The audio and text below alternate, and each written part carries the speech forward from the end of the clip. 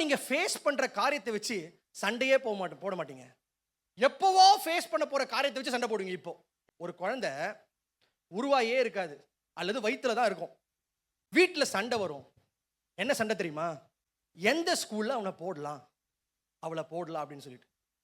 ஐயா, குழந்தையே பிறக்கலையா வீட்டுல, ஆனா சண்டை எதுக்கு? எந்த ஸ்கூல்ல போடலாம் அப்படின்னு சொல்லிட்டு.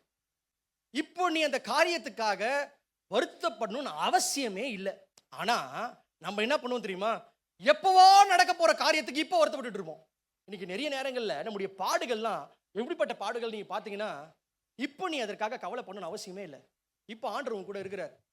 கண்ட்ரோல் உள்ள ஒரு காரியத்துக்கு நம்ம வருத்தப்பட்டா பரவாயில்ல, கண்ட்ரோலே இல்லாத காரியத்துக்கு நம்ம இப்போ உட்காந்து வருத்தப்பட்டு இருப்போம்.